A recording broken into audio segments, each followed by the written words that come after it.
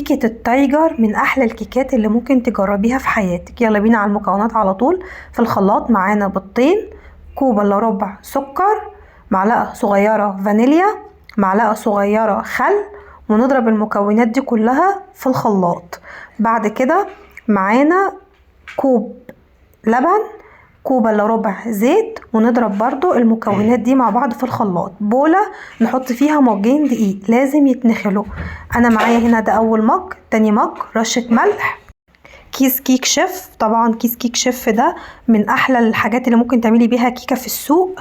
بعد كده نخلط المكونات دي كويس جدا مع بعض. المكونات اللي ضربناها في الخلاط نقلب بقى المكونات دي كلها مع بعض بالمضرب السلك عادي. وبعد كده بنجهز صينية.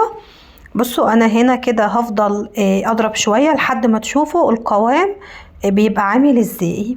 تضربي كده شوية بالمضرب السلك. وبعد كده قبل طبعا ما اجهزها في صينية انا هقسم القوام ده على بولتين. بولة هحط فيها معلقة كاكاو، طبعا احنا هنعمل كيكة التايجر يعني نص شوكولاتة ونص اللي هو بتبقى فانيليا.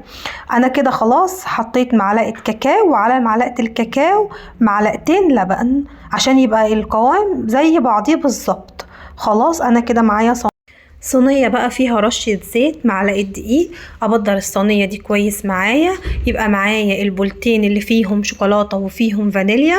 احط بقى معلقة مرة فانيليا مرة شوكولاتة، ممكن بمعلقة كبشة يعني، او ممكن بمج، او ممكن زي ما انا ما بعمل كده بالبولة. يعني احنا نحط مرة فانيليا ومرة شوكولاتة، وهكذا لحد ما كل الخليط اللي معايا شوكولاتة وفانيليا يخلص.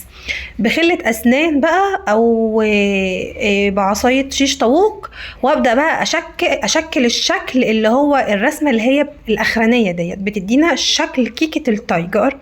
بصوا بقى انا خلاص كده كل المكونات، كل قصدي سوري الخليط اللي معايا انا كده خلصت كله.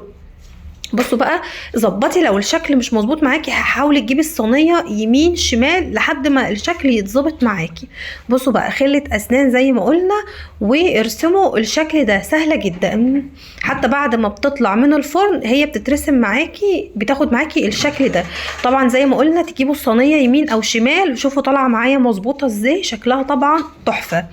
وطبعا الطعم حكايه، يعني هي شوكولاته، هي كيكه فانيليا على شوكولاته. من احلى الكيكات اللي ممكن تجربيها في حياتك.